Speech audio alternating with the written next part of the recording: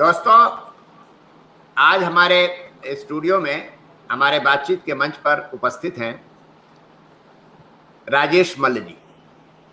राजेश मल्ल जी प्राध्यापक हैं एक डिग्री कॉलेज में हिंदी के, और आलोचक हैं, कवि हैं, अपनी बेबाकी के लिए बहुत प्रसिद्ध हैं और बहुत अरे अब मैं गोरखपुर विश्वविद्यालय में प्रोफेसर भी हूँ।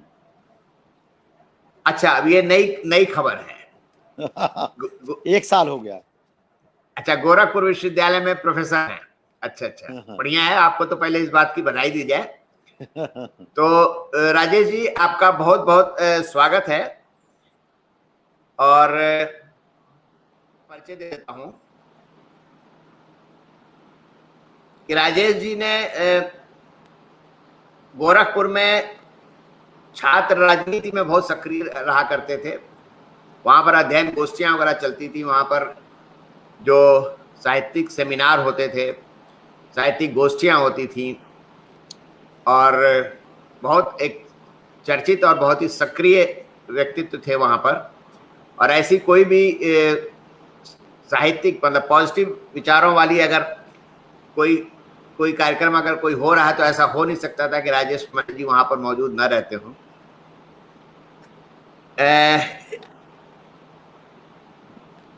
ये जो है इनकी प्रारंभिक शिक्षा जो है वह गांव में हुई है, और जैसे कि मैंने बताया कि वो गोरखपुर विश्वविद्यालय से इन्होंने पढ़ाई की है, और यूजीसी से जेआरएफ उत्तीर्ण करने के बाद इन्होंने रिसर्च एसोसिएट के रूप में काम किया है। इन्होंने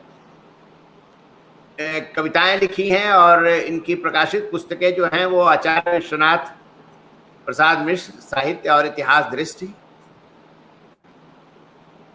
और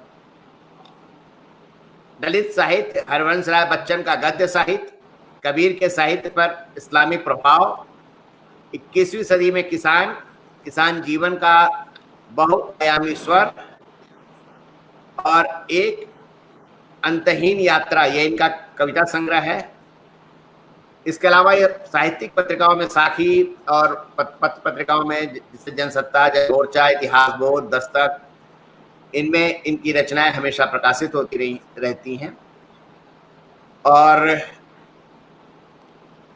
अभी जो आज हम लोग यहाँ पर बातचीत करेंगे वो तो अभी बाद में करेंगे। पहले मैं राजेश जी से दरखास्त करूंगा ये थोड़ा अपने बारे में और बताएं, क्योंकि ये मेरे लिए नई खबर है कि ये गोरखपुर विश्वविद्यालय में प्रोफेसर भी हो गए हैं।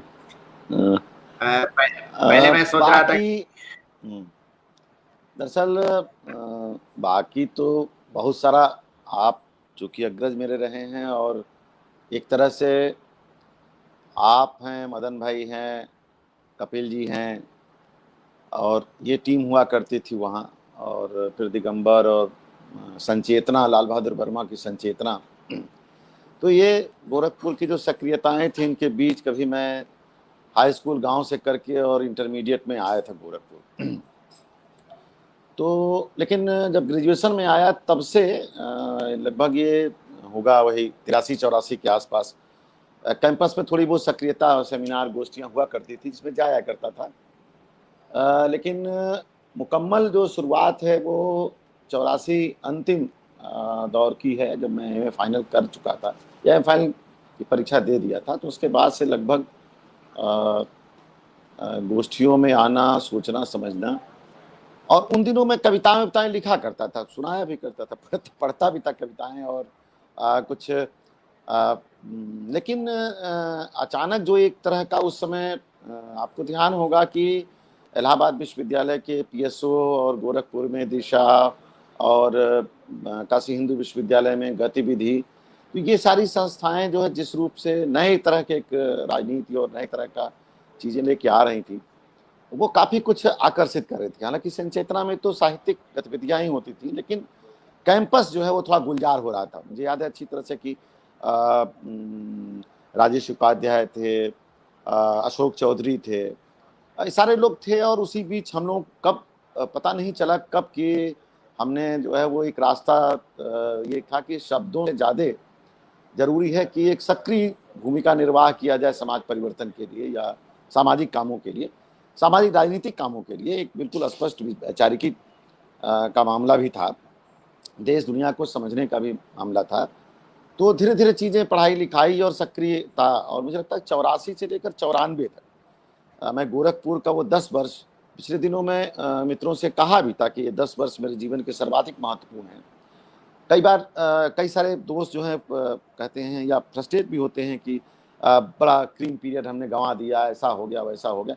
मुझे लगता है कि नहीं, वो जो हमने थातिक कमाई, हमने दोस्त कमाए, हमने कॉमरेडशिप कमाई, हमारे जो व्यक्तित्वांतरण हुआ। मैं एक फुडल बैकग्राउंड से आता था, एक सामंती जो अप्रोच होता है वो सारी अप्रोच मौजूद थे। आप जानते हैं गोरखपुर की उस समय क्या स्थितियां थी, ठाकुर ब्राह्मण और उसकी राजनीति के भीतर चीजें थी। उस बीच एक नई धारा, एक नई हवा की तरह से हम लोग लेकर आए थे और सचमुच उसका स्वागत गोरखपुर ने किया। मुझे बहुत अच्छा लगा था वो जीवन का वो क्षण, वो दौर। और हम लोगों ने बड़े काम किए, इसमें कोई दो राय नहीं कि लगभग नहीं कुछ तो 100 से 150 लोग जो है वो सक्रिय रूप से जुड़े हुए थे उस समय। और वो सारे लोग कहीं न कहीं किसी स्तर पर जाने के बाद आंदोलन की मदद ही कर रहे थे। मतलब ऐसा नहीं रहा कि कभी उन्होंने अपने जीवन से इसको अलग किया हो। हम लोगों ने भी नहीं की करना, हम लोग भी कर नहीं पाए। अरविंद भैया 92 मतलब 94 में ही चयन हो गया उत्तर प्रदेश उत्तर शिक्षा सेवा आयोग से, तो मैं बाराबंकी ज्वाइन किया। क्या मेरा प्लेसमेंट ही बाराबंकी हुआ, तो मैं यहाँ के कार्यभार ग्रहण किया। नई जगह थी, अवध का संदर्भ, भोजपुरिया और अवधी, तो अवध की संस्कृति से उतना परिचय नहीं था। पढ़ाई लिखाई अवध के बारे बहुत कम थी। मेरे गुरुदेव आचार्य रामचंद्र तिवारी ने आशीर्वाद देते हुए कहा कि सबसे पहले जाकर के अवधी सीखो, और अवध और बाराबंकी के जो आंदोलन है, जो वहाँ का साहित्य है, वहाँ के जो लोग संत और बड़े लोग हुए हैं, उनको जाके पढ़ाई करो। ज़्यादा बेहतर होता है कि अपने छात्रों से तुम बेहतर उनको कंट्रीब्यूट कर सकते हो। फिर उसके बाद ये सिलसिला शुरू हुआ, फिर गदर के फूल और आंदोलन से थोड़ा परिचय। और मुझे लगता है कि 2000 तक आते, 2001 तक आते आते यहाँ दरअसल बाराबंकी सीपीआई का एक महत्वपूर्ण बेल्ट रहा है, और यहाँ से रामचंद्र भगत सिंह और फैजाबाद से मित्र सेन यादव आप जानते ही होंगे, तो लंबे समय तक वो लोग सक्रिय रहे हैं। तो किसान सभा के तौर पर यहाँ मैं जुड़ा, बल्कि उससे थोड़ा सा पहले एक छोटी सी घटना हुई थी, और उस घटना में मेरे पुराने साथियों में से बादशाह भाई के लड़के जो रिजवी साहब थे, वो हैं इप्टा में थे, राकेश वीरेंद्र यादव जी, मुद्रा राक्षस जी, ये लोग लखनऊ में थे। और बाराबंकी में एक दुर्घटना हुई, एक दलितों पर कुछ सामंत या ठाकुरों ने सीधे सीधे कहा तो तेजाब फेंक दिया था, उसमें से 2-4 लोग अंधे हो गए। उसमें प्रगतिशील लेखक संघ और इप्टा ने एक सांस्कृतिक जुलूस निकाला जिसका नेतृत्व मुद्रा जी कर रहे थे। मैं उसमें शामिल हुआ। अचानक उसी में डॉक्टर ब्रिज बिहारी और तुम्हारे पुराने साथी अचानक दिखाई देने लगे, जो लखनऊ से आए हुए थे। वो अनिल यादव थे, तो पुराने साथी हम लोगों के थे। तो उसके बाद जब खैर वो जो होना था और थोड़ा आतंक कम हुआ, वहाँ जो कुछ वैधानिक कार्रवाइयाँ थी वो हुई, हम लोगों के जाने से काफ़ी राहत मिली। लेकिन उस बीच सबने लगभग एक सलाह हुई कि आप जो है वो आंदोलन के आदमी हैं, आप कहाँ जो है वो चुपचाप बैठे रहते हैं। आप 2001 से लेकर के 2007 तक, 6-7 तक मैं किसान आंदोलन से फिर जुड़ गया, और मैं लगातार करीब 4-6 बड़े आंदोलन जो अद्भुत हैं उसकी चर्चा कभी और कर भी लेंगे, अभी भी कर सकते हैं, बाद में भी करेंगे चर्चा जब होगी तो। और उस समय क्या दिक्कतें थी, क्या समस्याएं आंदोलन के सामने हैं, क्या चीज़ें हैं, वो भी मैं अभी तफसील से बता सकता हूँ।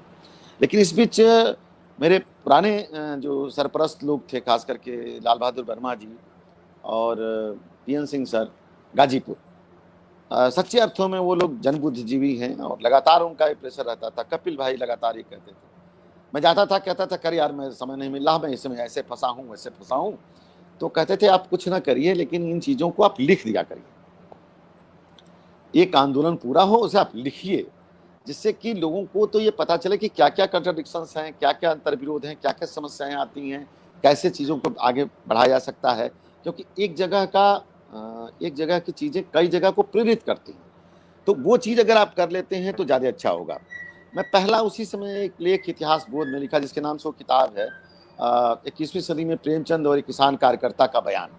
ये पहला ही लेख, मैंने लंबे समय बाद मैंने एक लेख लिखा और उसकी काफ़ी तारीफ हुई। फिर वर्मा जी ने कहा कि नहीं आप नियमित लिखिए।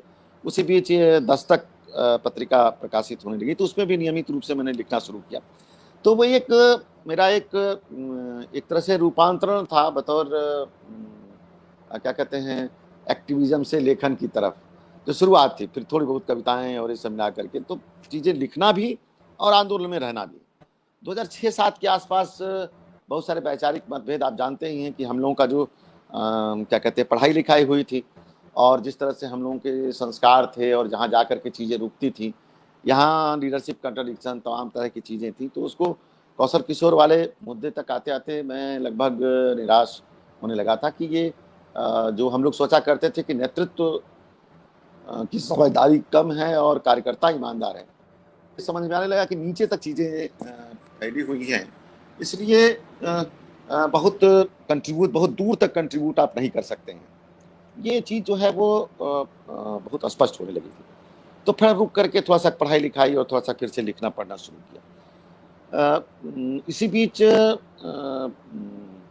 गोरखपुर विश्वविद्यालय में पद विज्ञापित हुआ था, तो मैं अप्लाई किया था और अ, चयन तो 18 में 5 जुलाई अरे 11 जुलाई को इंटरव्यू था, तो उसके बाद अब चयन तो हो गया था, सुना। तो उसमें तो कुछ आज आजकल जानते ही हैं आप कि हम जैसे लोगों के लिए बड़ी-बड़ी समस्याएँ होती हैं। पहले से ही ठप्पा लगा हुआ है, फलाने हैं, ढिकाने हैं, ये है, वो है। सदानंद साई वाला केस आप जानते ही हैं, वो कुलपति थे और नियुक्ति पत्र निर्गत हो गया, उसके बाद उनका नहीं हुआ। तो हम भी मान के चले थे, देखिए क्या होता है। लेकिन पिछले साल 2019 को 5 जुलाई 2019 को मैं कार्यभार ग्रहण कर लिया गोरखपुर विश्वविद्यालय में। तो थोड़ा-सा लगा कि एक व्यवस्थित प्लेटफ़ॉर्म है और लौटा गोरखपुर। हालाँकि लौटने के बाद गोरखपुर वो गोरखपुर नहीं है। बहुत सारा कुछ बदला है, दोस्त मित्र नहीं हैं। कई सारे साथियों ने कई सारी लाइन ले रखी है। लेकिन मेरा अपना जो शुरुआत से ही था कि सबके यहाँ जाना-आना, सबसे मिलना, बातचीत करना, तो वो चीज़ें तो क्रम में हैं। अभी इस सत्र में उतना तो मैं नहीं कर पाया, कंट्रीब्यूट नहीं कर पाया, लेकिन इधर 4-6 काम मैंने किया अभी। फिराक की रुबाइयों पर एक काम मैंने किया है, वो शायद थोड़े दिनों में आ जाएगा। तो ख़ास करके गज़लों पर चर्चा हुई है फिराक के गुले-ढंगमा पर चर्चा नहीं हुई थी, तो उसको लेकर के और कुछ उर्दू कविता को लेकर के लिखने का इधर किया है।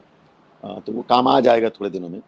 तो इस तरह से इधर और मेरी जो बीट मैंने अपनी बना रखी कि किसान समस्या, किसान जीवन, किसान आंदोलन और उनका लिटरेचर से कैसे रिश्ता है, ये चीज़ें।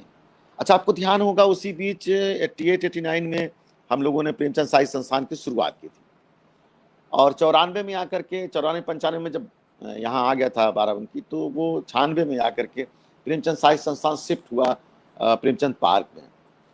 तो फिर एक बड़ा सेंटर डेवलप हुआ और अब मैं 2011-12 के बाद से तो मैं उस रूप में नहीं सक्रियता बरत पाया, लेकिन मनोज ने उसको, मनोज कुमार सिंह जो जन संस्कृत मंच के महासचिव हैं, उन्होंने उसे बहुत अच्छा, राजा राम भाई और बहुत पुराने साथियों ने एक्टिव होकर के नाटक, थिएटर और तमाम चीज़ें लेकर के बहुत शानदार उसे विकसित किया और मुझे लगातार जाना भी मतलब मैं लगातार हर कार्यक्रम में शामिल भी हुआ। तो एक तरह से कहा जाए कि पूर्वांचल का जो साहित्यिक सांस्कृतिक कित्ता है उसमें प्रेमचंद साहित्य संस्थान की अपनी भूमिका है। अभी मेरे एक विद्यार्थी ने ये मैंने कहा भी उससे कि इस तरह के काम नहीं हुए हैं। संस्थाओं की साहित्य में क्या भूमिका रही है? पत्र-पत्रिकाओं की भूमिका तो 2-4 काम मिल ही जाते हैं। मेरे निर्देशन में एक पीएचडी है पहल पर। मनोज, आप लोग आपके जस्ट बाद वाले आपके वहाँ से निकल जाने के बाद के लड़के हैं सब। राजशेखर और ये सब नई पीढ़ी थी।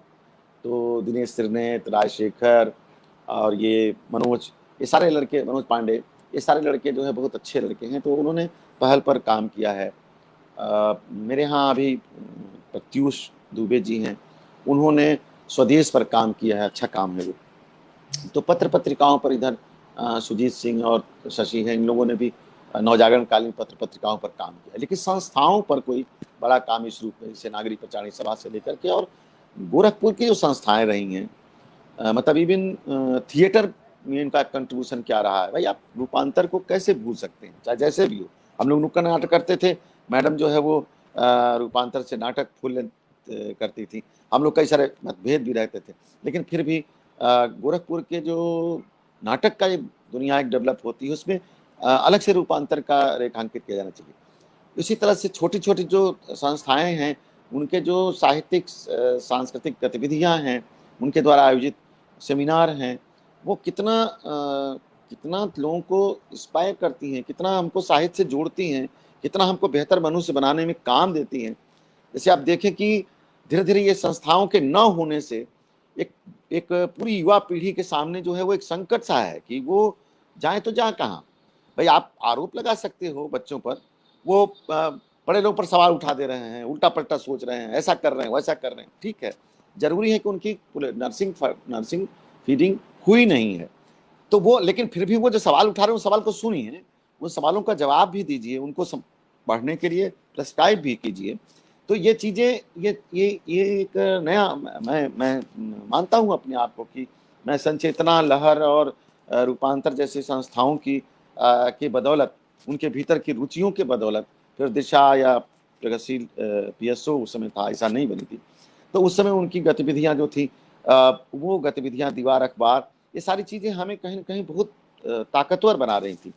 या हम लोगों को सोचने समझने की दिशा को, या कहें कि अभी मैंने एक देखा होगा, एक कविता लिखी है कि मैं स्वीकार करता हूँ, तो कविता अच्छी कविता बन पड़ी, चर्चा भी हुई, जनमत वो क्या कहते हैं, न्यूज़ लाइन पर मनोज ने उसे लगाया भी था कि मतलब तमाम किताबें मदद नहीं करती हैं, आपका व्यवहार काम करता है, डे टू डे आप अपने को अपडेट करते हैं, डे टू डे संस्कारित होते हैं। आपको अगर किसी भी अस्मिता विमर्श से होकर के भी गुजरना है, तो आपकी जो संवेदनशीलता का और दृष्टि का और बोध का विकास यात्रा है, वह विकास यात्रा में इन सारी संस्थाओं का, इन सारी स्थितियों का बहुत योगदान है। मैं तो ऋणी हूँ। मैं मानता हूँ कि गोरखपुर में इस तरह का माहौल न होता तो शायद मैं सोच भी नहीं पाता। तो ये मोटा-मोटी मेरी एक छोटी-सी यात्रा है। अध्यापक हूँ ही, थोड़ा बहुत पढ़ता लिखता हूँ, आपने, बाकी आपकी एक किताब है, आपकी जी। किताब है जो शायद शोध है आपका, हिंदी साहित्य में दलित का स्थान, यही आपके किताब है ना? जी, जी, जी, जी, जी। हाँ, इसके बारे में अरे थोड़ा वो, सा बताइए। हाँ, थोड़ा ऐसा हुआ ये कि दरअसल क्या है कि सच पूछिए तो उत्तर भारत में उत्तर भारत में यह श्रेय जनमत को जाता है कि जनमत ने सबसे पहले, और मैं कहूँगा कॉमरेड विनोद मिश्रा और रामजी भाई को जाता है कि जिन्होंने सबसे पहले दलित विमर्श को लॉन्च किया। ये बहुत ही ऑथेंटिक सच के रूप में मैं रख रहा हूँ आपके सामने। लखनऊ में उत्तर प्रदेश हिंदी संस्थान के सभागार में कॉमरेड विनोद मिश्रा की उपस्थिति में, रामजी भाई के संचालन में, और मोहन नमीश राय, कमल भारती और अपने साथी लोग इकट्ठा हुए और पहले विचार विमर्श हुआ। ये पहली गोष्ठी थी। उससे पहले जनमत का एक अंक निकला था जिसमें ये पेलोमिक्स लॉन्च हो रही थी। ये मतलब बिल्कुल अर्ली मैं जब पहुंचा हूँ, बाराबंकी पहुंचा हूँ, तो बाराबंकी से ही मैं गया था। इत्तेफाक से मैंने नाम लिख करके, पर्ची लिख करके भेजा मैंने, और उस समय तक दलित साहित्य के जो थॉट प्रोसेस है, उन चीज़ों से हम लोग सिर्फ अक्कर मासी या दया पवार के अछूत से परिचित थे। हिंदी दलित कविता साहित्य से मेरा उतना, मतलब ये मैं कैसे मतलब वो करूँ कि उतना नहीं जानता था मैं। अरविंद भैया, अद्भुत सेमिनार हुआ गोरखपुर विश्वविद्यालय में। कल्पना नहीं किया सकता है कि प्रेमचंद साहित्य संस्थान ने एक आयोजन किया, और आयोजन के कर्ता धर्ता चितरंजन भाई थे, हम थे। चितरंजन सिंह जब नहीं रहे हमारे सीनियर कॉमरेड, तो चितरंजन सिंह, हम, सदानंद शाही, अनिल राय सर, सारे लोग मिलकर, अनिल भाई, सब लोग मिल करके इस को प्रस्ताव रखा। नामवर जी से कहा गया उसका वो करने के लिए। इसी किताबों की सूची में तो वो किताब नहीं है, चूंकि संपादित किताब है। वो जो सारे पर्चे हैं, वो जो सेमिनार में पढ़े गए थे, उन सारे पर्चों की एक संकलित किताब है, प्रेमचंद साहित्य संस्थान ने छापी है। प्रेमचंद क्या कहते हैं, दलित साहित्य को लेकर के, प्रेमचंद को लेकर के किताब ही पूरी हम लोगों ने एडिट की थी। और वो किताब एडिट करके हमने कहीं और से नहीं छापा था, बल्कि उसमें जितने वक्तव्य हुए थे उन वक्तव्यों को छापा था। कमल भारती जी ने उस गोष्ठी की बहुत सुंदर रिपोर्टिंग की थी, वो रिपोर्टिंग भी उसमें छपी हुई थी। पहली बार एक नया संदर्भ शुरू हो रहा था। उसी बीच मैंने थोड़ा लिखना पढ़ना शुरू किया, तो वो किताब तो एक तरह से एक थोड़ा सिद्धांत की, थोड़ा सौंदर्य शास्त्र को लेकर के कुछ चैप्टर होंगे, और कुछ दलित कवियों का, उस समय के दलित कवियों का परिचय मिला करके एक छोटी सी किताब बना करके मैंने दी थी, वो छपी हुई है। तो वो मैं एक बात साफ कर दूं यहाँ पर, मेरे जितने साथी हैं या सुन रहे होंगे, मेरा जो कुछ भी है वो लिखना जो है वो थोड़ा सा कर्म के बिना, मैंने कर्म से ही मैं इंस्पायर हुआ हूँ और उसी से थोड़ा बहुत लिखता रहा हूँ। कर्म मतलब एक्टिविज्म से ही माना जाए, मतलब कर्म का मतलब वो नहीं होता है कि हम जो है वो चार दलित बस्ती में गए हैं, जस्ट लाइक बिना आंदोलन बिना आंदोलन वाला जो मामला है वो मुझे हमेशा अभी भी क्या कहते हैं आकर्षित बहुत करता है लड़ने का। एक तो वो किताब की भी प्रक्रिया जो है वो यही है कि हमको लगता है कि उत्तर प्रदेश में जो या पूर्वी, ये पूरा जो उत्तर भारत का जो दलित लेखन है, उससे सबसे पहली ही शुरुआत हम लोगों ने की थी। और अद्भुत है ये कि उसमें कामरेड विनोद मिश्र का मुझे जो व्याख्यान है, वो सैद्धांतिक व्याख्यान, बहुत शानदार व्याख्यान उन्होंने दिया था। तो ये याद होगा, रामजी भाई को भी याद होगा, सब लोगों को याद होगा कि ये पहल थी, और ये पहल आगे बढ़ करके किन किन रूपों में दिखाई दे रही है, उसके क्या क्या लिमिटेशंस हैं, क्या क्या दिक्कतें आई हैं, वो आप लोग विश्लेषण करें, वो विश्लेषण का विषय है। लेकिन वो दौर था शुरुआत में, तो वो शुरुआत में थोड़ा मैंने काम किया था। उसी बीच मैंने वो पहली घटना बताई थी दलितों वाली, जो उत्पीड़न वाली घटना थी, तो वो खास करके मुद्रा जी ने उस मामले में हमारी काफ़ी मदद की, सोचने समझने में, बातचीत करने में, बहसों में। मुद्रा राक्षस जी ने, वो धीरे धीरे अपना दलित साहित्य के प्रति उनकी रुझान और चीज़ें बढ़ रही थी, और वो लगभग बहुत ही दिलचस्पी के साथ इन चीज़ों को उठा रहे थे, कह रहे थे जगहों पर। खैर, तो ये उस किताब का संदर्भ सिर्फ इतना ही है। अब तो मुझे फिर से लिखना हो तो मुझे लगता है उसका अगर पुनर्मुद्रण हो तो फिर से मुझे काम करना पड़ेगा, क्योंकि इधर बहुत सारा कुछ लिखा जा चुका है, बहुत सारी चीज़ें हैं। तुलसीराम जी वाली आत्मकथा नहीं आई थी उस समय तक ओम प्रकाश वाल्मीकि वाली भी आत्मकथा नहीं आई थी, वो काफ़ी अर्ली काम है। तो वो थोड़ा काम था, लेकिन ये है कि वो मैं चाहता था कि लोगों के बीच, खास करके एकेडमिक सर्किल, दरअसल क्या है, सोशल एक्टिविज्म के सर्किल में तो उस रूप में स्वीकार किया गया, लेकिन ढांचे हैं उस विश्वविद्यालय ढांचे में ये चीजें स्वीकार नहीं की गई। मेरे कई सारे विद्यार्थियों ने इस विषय पर काम जब किया तो एक्सपर्ट ने पूछा कि आप आरक्षण लागू करेंगे साहित्य में, फलाने करेंगे, ढेकाने, उल्टे पलटे सवाल पूछे जाते रहे। तो बड़ा ही अभी भी एक तरह की एकेडमिक जकड़बंदी काफी जगहों पर काफी मजबूत है। उस जकड़बंदी को तोड़ना और वो उसके चीजों को जाना, अभी मैं देखा कि एक टॉपिक रिजेक्ट भी हुआ ललई पेरियार को लेकर के। तो जैसे होता है कि ये कौन है, इनको कोई जानता नहीं, रामस्वरूप वर्मा को, मतलब अद्भुत है ना कि वो पूरा का पूरा जो ऐसे लोग रहे हैं जो डाउन टू अर्थ होकर काम कर रहे हैं, काम किया उन्होंने लिखा भी अच्छा खासा है, उन पर काम अभी भी एकेडमिक जो फील्ड है, वो एकेडमिक फील्ड अभी भी सूर कबीर तुलसी के भीतर फंसी हुई है उसी डिबेट में फंसी हुई है। खैर, ये चलिए, एक तो बहुत अच्छी बात आपने बताई कि आप जो हैं वो आप कर्म प्रधान लेखक हैं, मतलब यानी कि वो सिर्फ लिखने वाले लेखक नहीं है, पक्का आप मुझे कर्म प्रधान लेखक हैं, और ये बहुत अच्छी बात है, क्योंकि ये अक्सर देखा जाता है कि लेखक जो होता है, जो बुद्धिजीवी होता है, वो अपनी लाइब्रेरी में अपने लेखन की मेज कुर्सी पर बैठ के बड़ा संतुष्ट रहता है, और वो बहुत सारे खबरों के आधार पर, बहुत सारे जो इधर उधर से उनके पास जानकारियां होती हैं, उसके आधार पर वो बहुत सारा लिख मारते हैं, जिसको हम, मतलब इसीलिए मैंने लिख मारना शब्द बोला है, और हिंदी साहित्य में उसकी बड़ी चर्चा भी हो जाती है। ऐसे बहुत कम लोग होते हैं जो जमीन से जुड़े होते हैं और आंदोलनों से जुड़े होते हैं और संघर्ष से जुड़े होते हैं, लोगों की दुख दर्द पीड़ा को समझते हैं और फिर उसे लेखन में उतारते हैं। मुझे याद है एक बार नागार्जुन साहब एक गोष्ठी में अध्यक्षता कर रहे थे, और वहां पर यही हो रहा था कि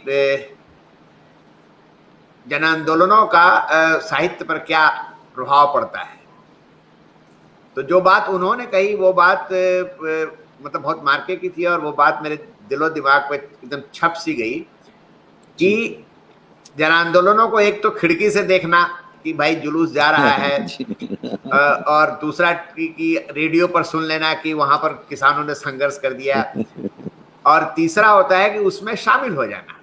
तो जी जो जी जी जी। शामिल होकर के आदमी सीखता है, जो शामिल होकर के उसकी जो चेतना विकसित होती है, वो सबसे अलग होती है, और वही वही जो प्रक्रिया होती है वो स्थायी होती है। तो मैं आपने एक इसे सही। मैं एक मिनट वो करके एक उदाहरण और दूं आपको, तो मैं बताऊंगा कि मैं लेखक मैं उतना रचनाकार या सृजनधर्मी मेरे वो नई चीजें हैं। एक छोटे से आंदोलन को लेकर के, और मैंने एक दस्तक में मैंने एक नाटक, उसको जैसे नहीं होता प्रहसन टाइप मैंने बना दिया था कि ये इस तरह का भूख से एक मौत नाटक के कतिपय कुछ दृश्य, ये लिखकर एक छोटी सी रपट टाइप थी। मुझे उतना नाटक वोटक आता नहीं लिखना, लेकिन राजेश कुमार ने वो मुझे बुलाया और कहा कि ये घटना को थोड़ा सा और विस्तार से आप लिखिए, बताइए हमको। तो राजेश कुमार को आप जानते हैं, अच्छे बड़े नाटककार हैं। तो राजेश भाई ने पहला जो अपने नाटक का दुखिया मर गया भूख से, उसके लिए मुझे विशेष रूप से अतिथि रूप से बुलाया, कहा कि मैं इन्हीं के डिजाइन किए हुए नाटक पर लिख रहा हूँ। मैंने कहा कि नहीं नहीं, मैंने कुछ नहीं किया, मैं तो डे टू डे जो घटनाएं हो रही थी कि आदमी एक भूख से मर रहा है, उसके बाद से जो प्रशासन है, जनता है, इवन पत्रकार हैं, पत्रकार तो मतलब यहाँ तक कि राजेश भाई सर आप जानते हैं, उसके उसके पास पासबुक थी और उस पासबुक में 35 रुपए थे। अभूतपूर्व की तरह घटनाएं थी। तो लेकिन आप देखिए कि राजेश कुमार ने उस नाटक को कितना शानदार बनाया है। लेकिन ये तालमेल, मैं ये नहीं कहता कि जो लोग आंदोलन में हैं वही लोग लिखें, मैं ऐसा मेरी वो नहीं है, लेकिन जो लोग आंदोलन में हैं उनसे अगर रचनाकार जिनको आता है अच्छी रचनाएं करने, या क्रिएटर लोग हैं, वो अगर जुड़े एक साथ तो ये बहुत अच्छा हो सकता है, शानदार होता है। जैसे कि एक उदाहरण मैंने ये दिया, मैं ये नहीं कह रहा हूँ कि जो आंदोलन करें वही लिखेंगे, वो नहीं, लेकिन आंदोलन से जुड़ करके लिखना एक बात हो गई, आंदोलन से जुड़े हुए लोगों से मिल करके लिखना भी एक बात हो गई। लेकिन एक चीज ध्यान में रखना होगा कि जो मीडिया माइंड सेट है, या मीडिया के द्वारा जनता को देखना या जन समस्याओं को देखना और उनके द्वारा उन सवालों को लेकर के लिखना, ये बहुत मुझे लगता है कि बहुत अच्छा लिखा भी नहीं जा रहा है, अच्छा लिखा भी नहीं गया, जो भी लिखा गया अच्छा नहीं लिखेगा, दिक्कतें उसमें। हाँ आप अब बता रहे थे। अब जरा हम कुछ गंभीर और बातों पे चलते हैं, और जी जी जिसके लिए आप विशेष रूप से मैंने आपको यहाँ पर आमंत्रित किया है।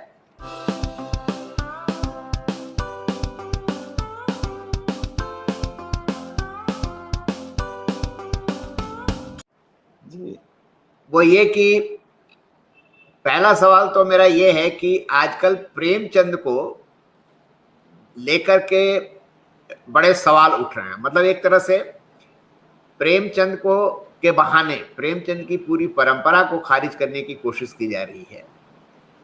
एक सवाल तो ये है, और जी दूसरा जी जी सवाल ये है कि जो स्वामी जयंती मनाई जा रही है फणीश्वरनाथ रेणु की,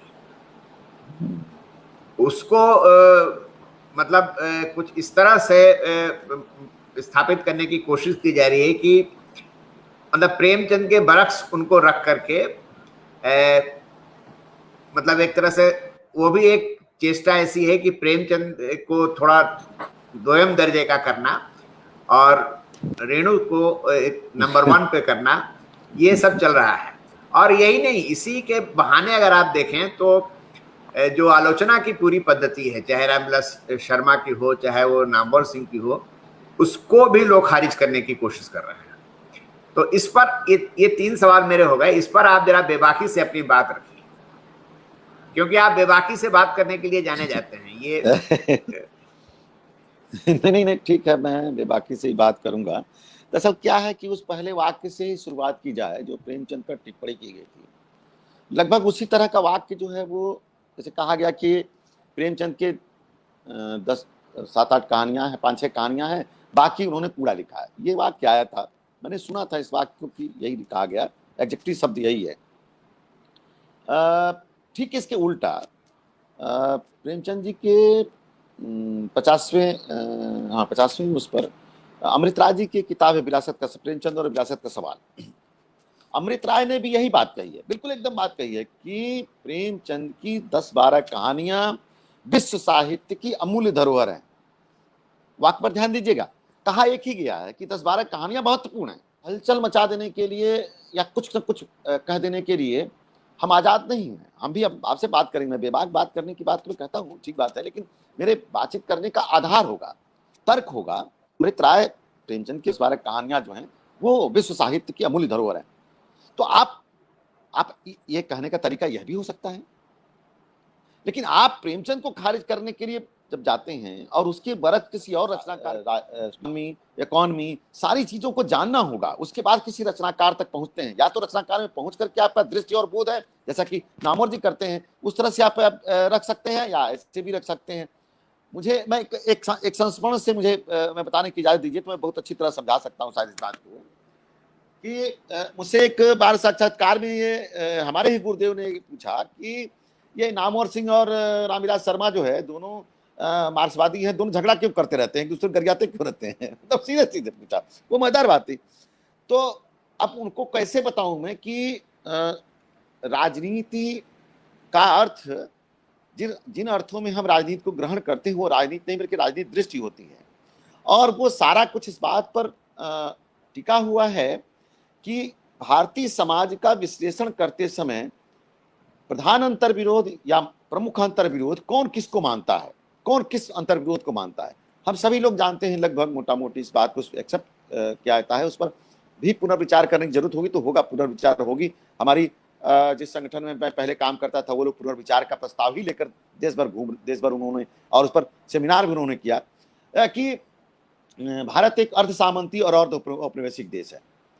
ये बात बहुत साफ साफ है। और ऐसा है कि आप देखेंगे कि रामविलास जी की रचनाओं में या नामवर जी के प्रिय कवियों के चयन में आप सूची बना सकते हैं कि कौन साम्राज्यवाद विरोधी चेतना जिसमें ज्यादा है उसको नामवर जी कैसे लिप करते हैं, उठाते हैं, और किस तरह से जो है वो उसके पीछे आप खोजते रहिए, आप खोजते रहिए, जात खोजिए, धर्म खोजिए, पता नहीं क्या क्या खोजते रहिए। भगवान आजकल आजकल कुछ भी खोजा जा सकता है, मेरे में भी क्या खोजा जा सकता है मैं नहीं जानता, लेकिन यह बात बहुत साफ और दृढ़ता से समझनी चाहिए। अब मैं बताऊं आपको कि प्रगतिशील लेखक संघ के 50 वर्ष पूरा होने पर 1986 में लखनऊ में ही नामवर जी ने जो पहला वक्तव्य की शुरुआत की, वो पहली पंक्ति थी कि जब 1936 से प्रेमचंद लखनऊ में ही प्रगतिशील लेखक संघ के अध्यक्ष वक्तव्य दे रहे थे, तब भी इस देश का प्रधान अंतर विरोध साम्राज्यवाद बनाम भारतीय जनता थी। और जब आज 50 वर्ष बाद मैं यह बात कह रहा हूं, तब भी इस देश का जो है वो प्रधान अंतर विरोध जो है वो साम्राज्यवाद बनाम भारतीय जनता है। जाहिर तौर पर रामविलास जी सामंतवाद को पहला वो तत्व मानते हैं। मैं प्रेमचंद पर आप देखिए, प्रेमचंद पर रामविलास जी ने किताब लिखी है, प्रेमचंद और उनका युग। नामवर जी ने कोई किताब नहीं लिखी है, बल्कि एक और बल्कि नेशनल एलिगरी या राष्ट्रीय रूपक के तौर पर प्रेमचंद को खारिज भी किया, गोरखपुर के एक सेमिनार में किया, और उसके बाद हल्ला मचा। साखी अंक 1 में अरविंद भैया नामवर जी का लेख है, अंग्रेजी ढंग का नावल और हिंदी उपन्यास, जिसमें उन्होंने प्रेमचंद को राष्ट्रीय रूपक, प्रेमचंद के उपन्यासों को राष्ट्रीय रूपक नहीं मानते हैं। वो मानते हैं कि बंकिम और बाराभट्ट की आत्मकथा जैसे उपन्यास जो है वो भारतीय परंपरा में आते हैं, और अंग्रेजी ढंग के नावल जो है इस तरह का बंटवारा उन्होंने किया है। वो क्या था ध्यान में मुझे नहीं ध्यान है, लेकिन सामंती जो भारतीय समाज का जो सामंती स्ट्रक्चर है, और जो किसान पीजेंट का सवाल, किसान का जो आधारभूत समस्या है, और मैं कहूंगा आज मैं बहुत ही खुल के कहना चाहता हूं कि जातीय संरचनाओं का जो सवाल है वो सर्वाधिक महत्वपूर्ण तरीके से प्रेमचंद के यहां उस आधार भूमि के रूप में रेखांकित होता है, वह जमीन का सवाल है। ये बात बार बार ध्यान रखी जरूरत है। जमीन ऐसी चीज है, इसी ने सबको बड़ा और छोटा बनाया, इसी ने वर्ण व्यवस्था को शक्ति दी। आपको ध्यान होगा कि गौतम नवलखा ने सांचा नाम की एक पत्रिका निकाली थी। सांचा के एक अंक उन्होंने हरित क्रांति और चौधरी चरण सिंह को लेकर के एक अंक निकाला था। उसमें हरित क्रांति के साथ छोटे पैमाने की खेती में थोड़े लाभकारी हो जाने के नाते या चकबंदी हदबंदी के ठीक तरीके से पश्चिमी उत्तर प्रदेश में लागू हो जाने के नाते क्या लघु सीमांत किसानों सीमांत किसानों के में आने वाला जो पावर है वो पावर का रिप्रेजेंटेटिव है चौधरी चरण सिंह, लगभग इस तरह का स्टैंड है वहां पे। इसका मतलब ये हुआ कि भारतीय सामाजिक संरचना और राजनीतिक रिफ्लेक्शन में जो जमीन का सवाल केंद्रीय सवाल है वो केंद्रीय सवाल प्रेमचंद टच करते हैं। प्रेमचंद तक पहुंचने के लिए आपको बाबा रामचंद्र दास को छूना पड़ेगा करभू पढ़ने के लिए। अवध का लगान बंदी आंदोलन के बिना वो संभव नहीं है। आपको ये पढ़ना पड़ेगा कि कांग्रेस का स्टैंड जमींदारों के प्रति, जमींदारों के भूमि अधिग्रहण के प्रति क्या था। गोविंद बल्लभ पंत का जौनपुर का 1939 में वो बार बार कहते हैं कि जमींदारों की अगर जमीन ली जाएगी तो उनको उचित मुआवजा दिया जाएगा। बात के दिनों में प्रीवियस अवार्ड को आप जानते हैं, प्रीवियस अवार्ड का क्या मतलब होता है। तो थोड़ा और पहले मैं बताऊं कि कुमिल्ला अधिवेशन में सहजानंद सरस्वती ने जिस तरह से जमीन के सवाल को केंद्रीय सवाल बनाया किसान सभा का, और अद्भुत देखिए कितना ऐतिहासिक है ये क्षण। सोचना कितना अपने आप को वो रोमांचित करता है कि 1936 से प्रेमचंद प्रगतिशील लेखक संघ के अधिवेशन में वक्तव्य दे रहे थे और उसी समय उत्तर प्रदेश किसान सभा का गठन हो रहा था और सहजानंद सरस्वती उसका उद्घाटन वक्तव्य दे रहे थे। आप इतिहास की इन कड़ियों को जब तक नहीं जोड़ेंगे तब तक प्रेमचंद को तो नहीं समझने से रहे, आप वो नहीं समझ पाएंगे आप, क्योंकि प्रेमचंद का कोई भी उपन्यास जमीन के सवाल से इतर इतर नहीं है, वो जमीन पर खड़ा होते हैं। और जमीन का सवाल केंद्रीय सवाल बनेगा। भारत 67% अगर गांव का देश है और बर्बर जातीय संरचनाएं मौजूद हैं, आज ऑपरेट कर रही हैं, आज भी ऑपरेट कर रही हैं, तो उसे हमें जमींदारी एबॉलिशन में देखना होगा। प्रेमचंद इस मामले में पहले और सर्वाधिक महत्वपूर्ण लेखक हैं इस भारतीय किसान जीवन के, जिन्होंने जमीन के सवाल को केंद्रीय सवाल के रूप में देखा, किसान के उजड़ते हुए किसान को देखा, उसको मजदूर होते हुए देखा, जमीन पर बेदखली के द्वारा कैसे जमीन भूस्वामियों के हाथ में जा रही है और चली जाती है। आपको याद होगा होरी का प्रसिद्ध वाक्य, होरी कहता है कि किसके यहाँ जो है वो नालिश नहीं आई, किसके दरवाजे पर नहीं आया। यही थोड़ा राय साहब मेल जोल है। इसी मेल जोल के चलते ही तो हमारे दरवाजे पर कोई नहीं आया, लेकिन कोई दरवाजे पर नहीं आया, लेकिन होरी का सारी जमीन चली गई। ये बात ध्यान रखनी हो कि जमीन चली गई।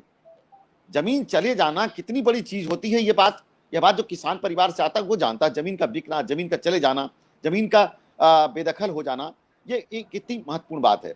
और इस बात को ध्यान में रखना होगा कि मैं बहुत उस पर मैं अभी रामविलास जी और उनके मूल्यांकन पर लौटूंगा कि अगर आप भारत के सामंती ढांचे को लेकर के कोई भी विमर्श करते हैं, भारत में मौजूद सामंतवाद के स्वरूप पर कभी भी आप चर्चा करते हैं, तो भारत में जमींदारी एबॉलिशन, आजादी के बाद की जमींदारी विनाश अधिनियम और उसके द्वारा की गई सारे छल प्रपंच को अलग करके नहीं कर सकते। रेणु के दोनों उपन्यासों में वो चीजें आती हैं।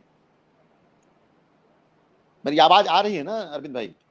हाँ हाँ हाँ हाँ। मैं ये कह रहा था कि ध्यान से देखने की जरूरत है कि जिस गांव को जमींदारी एबॉलिशन के बाद हदबंदी चकबंदी के साथ भूमि वितरण होना चाहिए था, वो भूमि वितरण का एक छोटा सा हिस्सा महिला आंचल में है कि कैसे कांग्रेस के जो मेंबर हैं उनके हाथ में जमीन का पट्टा चला जाता है, किसके पास 200 एकड़ जमीन रह जाती है, किसके पास 2 एकड़ जमीन जाती है। एक छोटा टुकड़ा है, एक छोटा टुकड़ा है, मैं ये स्वीकार कर रहा, एक्सेप्ट कर रहा हूँ इस बात को, लेकिन वो एक व्यापक फलक पर नहीं है। क्यों नहीं है? मैं नहीं कहता ऋण को लिखना नहीं चाहिए, मैं कर रहा हूं कि भारत में आजादी के बाद से बदलते हुए ग्रामीण परिवेश और उसकी जाति संरचनाओं और सामंती ढांचे को लेकर के होने वाले विमर्श में शिव प्रसाद सिंह और रेणु दो बड़े रचनाकार हैं जो गांव के लेखक हैं। हालांकि जो है वो भैरव प्रसाद गुप्त और उनका भी नाम लिया जा सकता है, लेकिन दोनों लोगों की रचनाओं के भीतर यह केंद्रीय सवाल उस तरह से नहीं आया जिस तरह से प्रेमचंद के यहाँ आया कि हमारी लड़ाई किससे है? जमींदार और महाजन से है। जमींदार और महाजन से मुक्ति बिना किसान की मुक्ति नहीं हो सकती है। ये एनालिसिस, यह विश्लेषण, यह निष्कर्ष तक पहुंचना और इसे समझ करके यह ध्यान रखिएगा, राहुल जी की भी समझ यही है, शाहजहां सरस्वती की भी समझ यही है। यही समझ जो है कांग्रेस के भीतर के अंतर्विरोध दिखाई पड़ते हैं। तेलंगाना आंदोलन की जमीन यही है। इस बात को भूल करके हमें, और यह भी ध्यान रखना कि रामविलास शर्मा उस समय क्या थे और नामवर सिंह क्या थे। नामवर सिंह भी चुनाव लड़ रहे थे भाई, नामवर सिंह काडर थे। तो उनके दृष्टि और बोध और संवेदना में ये सवाल तो आएगा ही कि सामंती ढांचे के स्ट्रक्चर के भीतर या साम्राज्यवाद के दबाव के भीतर जो परिवर्तन हो रहे हैं और किस तरह से साम्राज्यवाद ने किस तरह से सामंती मूल्यों को अडॉप्ट कर लिया है, उसे स्वीकार कर लिया है, उसे एकोमोडेट कर लिया है, किस तरह से चीजें एक तरह से क्या कहते हैं एक साथ एक कंबाइंड फोरम बन गया है, ये चीज तो दिखने लगती है। ऋण के प्रतीक परिकथा और महिला आंचल में ये चीज दिखती भी है। ध्यान रखिएगा, मैं ये बात जब कह रहा हूं तो वो सचेत होकर रहा हूं, ये दिखती है क्योंकि मठ में भी जमीन है। कांग्रेस के जो सबसे बड़े नेता हैं उनके पास भी जमीन है, उनके पास भी 200 एकड़ जमीन है। और सोशलिस्ट पार्टी और के भी नेता हैं, और सोशलिस्ट पार्टी वाले को अगर जमीन नहीं मिली तो कहता है कि हम क्रांतिकारी पार्टी में चले जाएंगे और हंसिया हथौड़ा उठा लेंगे। ये भी चित्र है। लेकिन काशी संतर विरोध को और थोड़ा सा ये काव्य में, ये लिरिकल और काव्य में है। मैं बहुत ही आदर के साथ कहना चाहता हूं, ये लिरिकल है और काव्य में है। प्रतीक परिकथा में थोड़ा और काव्य में है। तो ये स्वर तो अद्भुत है। गांव का संगीत, गांव की जो मिट्टी की गंध है, गांव का सब कुछ है, कितना खूबसूरत है गांव का जो सारा कुछ, उसकी एक एक छोटी छोटी चीज बहुत इंपॉर्टेंट है मैलांचल। लेकिन वो सवाल जो है, जो केंद्रीय सवाल है, विजन का सवाल। और फिर आप क्यों, मैं आपसे क्यों बात कर रहा हूं, सिर्फ इतनी बात तो है कि हम लोग एक साथी हैं और एक साथ हम लोग कई मोर्चे पर सक्रिय संघर्षरत रहे हैं। हम लोगों की वैचारिक कोई एकता भी तो है। अगर मान लीजिए कि आप बैठ करके गरिया रहे हैं या लिख करके गरिया रहे हैं हमारे जैसे लोगों को, तो हम आपसे क्यों बात करने जाएंगे? हम क्यों कहेंगे अरविंद भैया अच्छे आदमी हैं? वो सीधा मामला है। तो आप रामविलास शर्मा के और नामवर सिंह को जब दिख रहा है कि उसमें जो है एक उनकी पार्टी को किस रूप में प्रस्तुत किया जा रहा है, आप उसको छोड़िए। मेरे एक विद्यार्थी नाराज हो गए मुझसे। मैंने कहा कि भाई कांग्रेस का रिप्रेजेंटेटिव महिला आंचल में बामन दास है।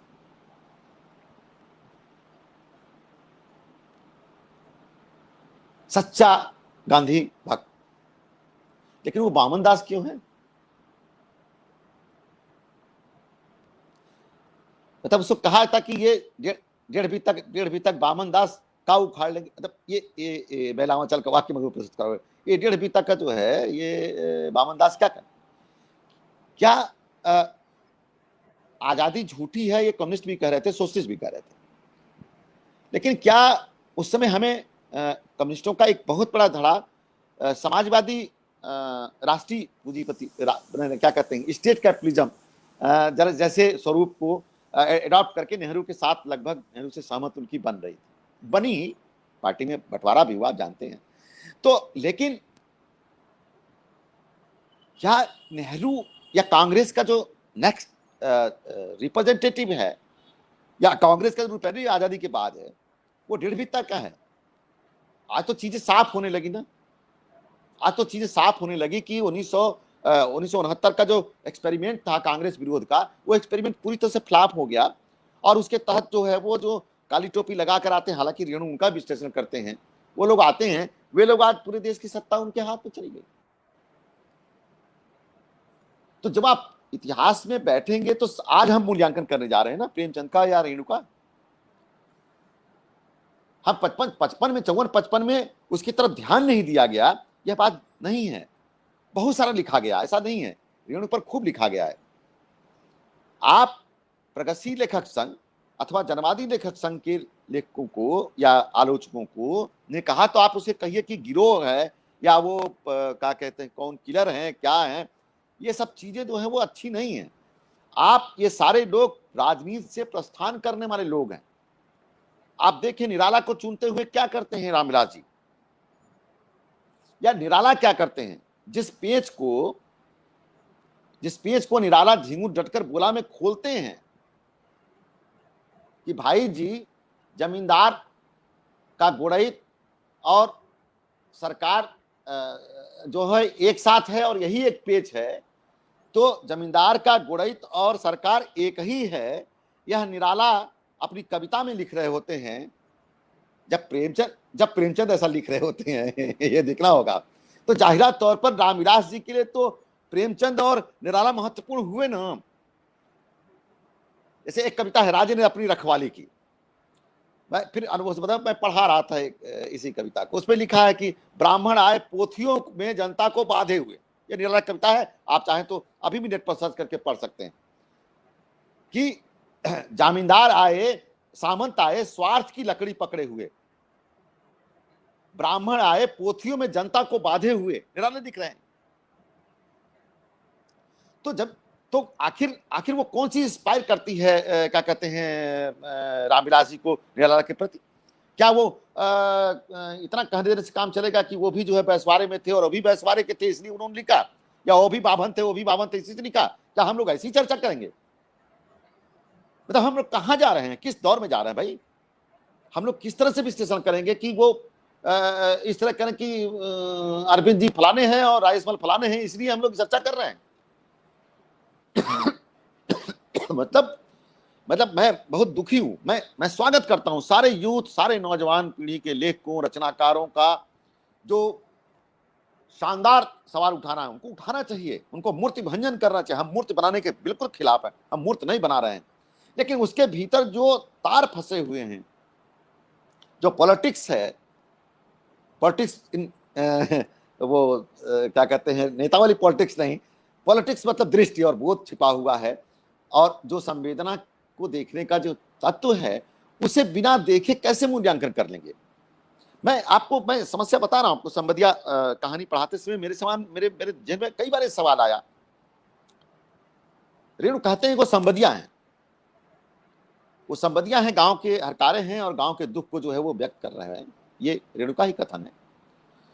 लेकिन संबदिया कहानी जो है वो किस जगह पर कहां जाकर के, क्योंकि ऐसा है कि वो दौर है, देखिए आप, नई कविता आंदोलन और वो ना आया होता तो जितना गांव के बारे में लिखा जा रहा है, टूटते हुए सामंतवाद पर छाती कूटने की ढेर सारी कहानियां, उपन्यास आपको उस दौर में मिल जाएंगे। कोई नहीं ये कह रहा है कि हजारों वर्षों से ये सामंत लोग क्या कर रहे थे। ये बहुत इंपॉर्टेंट है, हमें कैसे विश्लेषण करना है, हमारे सहानुभूति है, हम कितना उदार हो जाएंगे, हम अपने प्रति कितना उदार हो जाएंगे कि जब हम जानते हैं कि 1964 में 1965 में पैदा हुआ और जिस साल में पैदा हुआ उसी साल मेरे कुटुंब रजिस्टर में मेरी पत्नी भी है, मेरे 4 बेटे भी हैं और चारों के नाम जमीन भी आवंटित है। तो मैं कैसे कहूंगा आपके सामने, कौन सा मुंह दिखाऊंगा आपसे भाई? कैसी जमींदारी एबॉलिशन हुआ है, चकबंदी कैसे हुई है, आप नहीं जानते हैं। और आप कहते हैं कि जाति अस्मिता का सवाल नहीं है, जमीन का सवाल है। फिर मैं कह लौट के आता हूं, जमीन का सवाल है, और प्रेमचंद जमीन के सवाल का महत्व समझते थे। निराला उस पेज को खोल रहे थे, देख रहे थे, समझ रहे थे। शाहजानंद सरस्वती, राहुल सांकृत्यायन उसे जेल से लेकर सड़क से लेकर जेल तक उसके पहुंचा चुके थे। ये हमारी विरासत है। इस विरासत, और उसके बाद जो आंदोलन है, उन आंदोलनों को देखिए। किसानों का आंदोलन भाई 1939 में गोविंद बल्लभ पंत के सामने लखनऊ में ही उन्नाव के किसान जो है रिप्रेजेंट करने आते हैं, उनके साथ पेपर मिल के मजदूर उनके साथ जाते हैं। पंत जी नाराज होते हैं, मिलने से मना कर देते हैं, कहा अब तो स्वराज आ गया, अब इनको क्या तकलीफ है, अब तो प्रोविंशियल गवर्नमेंट बन गई, मैं मुख्यमंत्री बन गया, अब क्या समस्या है? तो मेरा कहना यह था कि प्रेमचंद का मूल्यांकन करते समय हमें देखना होगा कि भारतीय सामंती ढांचे और स्ट्रक्चर को प्रेमचंद कितनी दूरी तक ले जाते हैं। कि मैं कहानी की तो भाई बड़े घर की बेटी को लेकर के आप कह सकते हैं कि प्रेमचंद के पास ये मूल्य था, लेकिन नशा कहानी का क्या करेंगे? एक ठोकर में नशा उतरता है जमींदारी का। प्रेमचंद सचेत हैं, मैं बार बार कहूंगा कि पॉलिटिकली सचेत होना, दृष्टि और बोध और संवेदना के स्तर पर सचेत होना बहुत जरूरी है। जब भी आप आलोचक हैं, आप देश के सामाजिक राजनीतिक गतिविधियों में हिस्सेदारी कहीं कर रहे हैं, आप कृतियों का मूल्यांकन कर रहे हैं, अपने समय का मूल्यांकन कर रहे हैं, तो अपने समय के मुख्य अंतर विरोधों को तय तो करना पड़ेगा ना आपको भाई। उस अंतर विरोध के प्रधान पहलू को तो छूना पड़ेगा ना, लेकिन जब तय करेंगे तभी तो छुएंगे। लेकिन जब दिमाग में ही कंफ्यूजन रहेगा तो आप उन चीजों को कैसे ले जाएंगे? ये बहुत बड़ी समस्या रही है सोशलिस्टों के पास, और इससे मैं मतलब कई सारे लोगों को मैं जानता हूँ। एक दौर में तो जनेऊ पहनाने तक का जो है आंदोलन चला है 67-70 में, जब 67 में नक्सलवादी विद्रोह हुआ था, तो ओबीसी को जनेऊ पहनाने का आंदोलन चला था, जिसमें कि कोई क्योंकि सबको मतलब अपग्रेड कर दिया जाए। अंग्रेजी हटाओ आंदोलन इसी में है, अंग्रेजी हटाओ आंदोलन इसी में है। आप भाई जमीन पर लड़ाई होती है, जमीन की लड़ाई जमीन पर होती है। जाति संरचनाओं में भी अगर आपको विशेष परिवर्तन होना है, और आज जो परिवर्तन हुए हैं वे परिवर्तन भारत के कृषि एग्रीकल्चर सेक्टर में किसान समाज के भीतर बदले हुए संबंधों के साथ हुए हैं। विगत 10-15 वर्षों में नई आर्थिक नीति आने के बाद से घाटे की खेती होते जाने के नाते बड़े पैमाने पर माइग्रेशन हुआ है। बहुत सारे मुक्ति मार्ग जैसी कहानियां लिखी जानी थी, नहीं लिखी गई हैं। तो आप प्रेमचंद को इस रूप में भी याद करना चाहिए कि प्रेमचंद इस देश के 70% आबादी के लेखक हैं। मैं कहूंगा किसान वो थोड़ा सा कहेंगे कि किसान जीवन का अर्थ भारतीय जीवन भी है, और जिस तरह से टकेपंथ, कर्ज और जमींदारी 3 पॉइंट पर जिस तरह से प्रेमचंद ने लिखा है, उतना साफ गोई के साथ, माफ करिएगा मैं रेणुका भी मतलब मुझे पसंद है, रेणु ऐसा नहीं है, मैं क्षमा के साथ कहना चाहता हूं, उतनी साफ गोई नहीं है।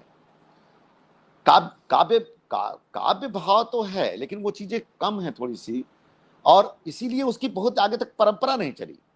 सिद्धार्थ शुक्ल ने बल्कि सिद्धार्थ शुक्ल के 2 उपन्यासों को चुनना हो तो मैं चुनूंगा विश्रामपुर का संत, ज्यादा अच्छा उपन्यास है, क्योंकि विनोबा जेपी के भूदान आंदोलन का जो है वो लगभग पर्दा उतार देता है। ये चीज जो है थोड़ा सा रखनी होगी, मुझे इस पर सोचना चाहिए लोगों को, अपने साथियों को। मैं तो कम पढ़ा लिखा आदमी हूँ, मैं एक मतलब पाठक हूँ और वो हूँ, उतना दूर तक नहीं सोच पाता हूँ, लेकिन मैं पढ़ते हुए मुझे लगा कि ये तो महाभोज की तरह से बड़ा अच्छा उपन्यास है, सिद्धार्थ शुक्ल जी का जो विश्रामपुर का संत है। इसी तरह से आप संजीव को, खैर वो बात होगी, चलिए ठीक है, आपने तो इसलिए रामविलास जी को और नामवर जी को प्रश्नांकित करते समय बार बार इस बात को ध्यान रखना होगा।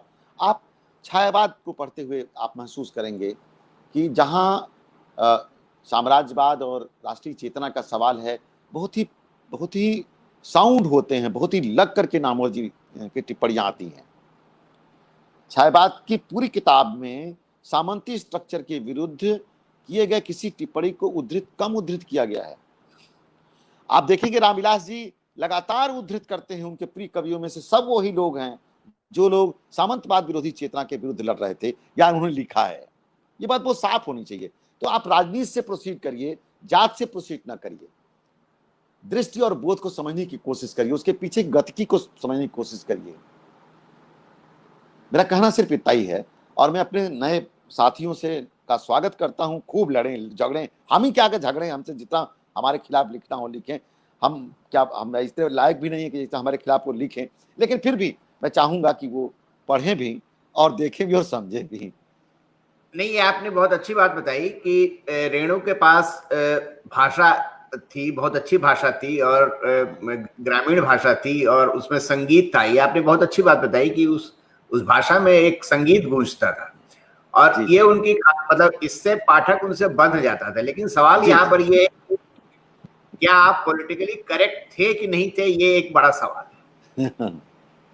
क्योंकि मान लीजिए कि अगर आप जमीन की बात उतने शिद्दत से नहीं उठाते, जमीन की बात, जमीन के संघर्ष को, और जो ढहती हुई एक जमींदारी प्रथा है, जमींदारी स्थिति है, जमींदारी संस्कृति है, उसके प्रति अगर आपकी रचनाएं मतलब सहानुभूति मतलब कन्वे करती हैं, मोहाविष्ट हैं, तो वो आपकी लिमिटेशन हो जाती है। और प्रेमचंद इन सारी लिमिटेशन को तोड़कर बहुत आगे निकल चुके हैं, और इसीलिए प्रेमचंद की प्रासंगिकता आज भी बनी हुई है, क्योंकि आज भी जमीन का सवाल है, आज भी जमीन का सवाल है, जमीन केंद्रीय सवाल है।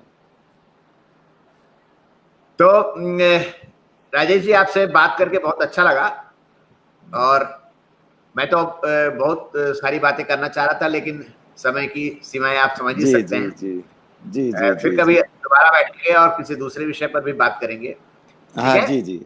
हाँ नहीं, ठीक। लेकिन वो ये क्या कहते हैं, ये उसके अलावा और भारी और सारी बातें भी करनी है। आप मेरे भैया हैं भाई। मतलब अरे नहीं। इतना अच्छा लगा आपसे मिल करके, इतने दिन बाद बात करके अच्छा लगा।